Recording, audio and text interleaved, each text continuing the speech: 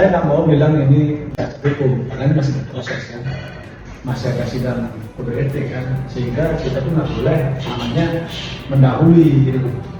Nah, biarlah ini para ahli yang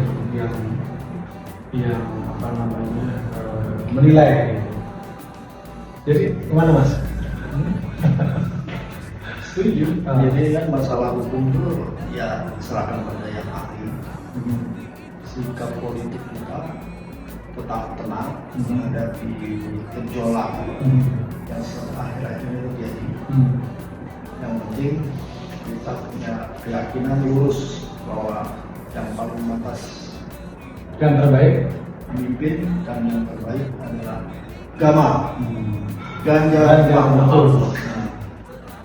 Jadi walaupun kita ini sebenarnya dalam tanda kutip ya namanya informasi bisik gitu ya kita jadi tahu lah. Tapi kan sepanjang itu tidak ada apa namanya fakta gitu, takut kita jadi fitnah kan gitu. Intinya kita menatap pesta demokrasi ini dengan positif thinking. Betul. Ya. Janganlah kita saling menghubungi. Lebih ke adu gagasan. Ya. Itu yang paling penting untuk disampaikan ke masyarakat. Ya. Dan juga mungkin saya tambahkan track record ya. Nah, Track record yang berdasarkan fakta. Itu harus lebih bisa diterima oleh masyarakat. Saya pikir begini, masyarakat kan ini makin rasional ya. Di tengah ya walaupun memang ada hoax gitu ya. Hoax itu kan kadang-kadang juga membuat situasi ini menjadi apa namanya sedikit kacau gitu ya. Saya yakin bahwa pemilih kita makin cerdas, makin melek,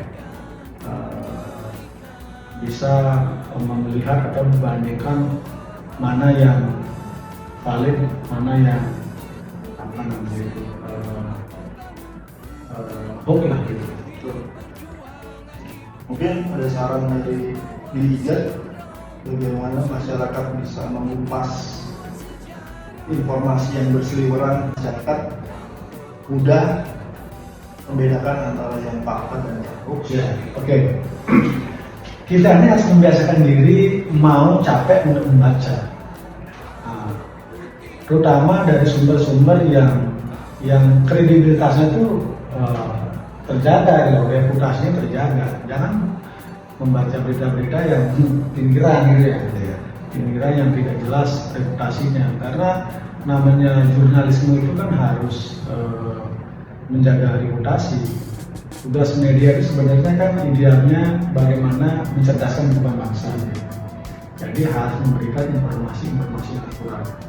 Nah, terkait dengan masalah apa yang terjadi akhir-akhir ini di MK itu yang dianggap kontroversial oleh sebagian besar masyarakat, ya kita serahkan saja kepada mekanisme hukum. Walaupun sebagai hak demokrasi orang boleh protes kan, ada tekanan publik itu merasa bahwa ini sebagai benteng terakhir keadilan itu mungkin di pemahaman masyarakat dianggap ada tangan-tangan intervensi gitu, ya itu haknya, silakanlah. Ini ruang demokrasi yang bisa dilakukan, tetapi tanpa mendahului proses yang terjadi hari ini di sidang kode etik, ya biarkanlah itu keadilan akan mencari kebenaran. Setuju. Terima kasih Liga, terima kasih Mungkin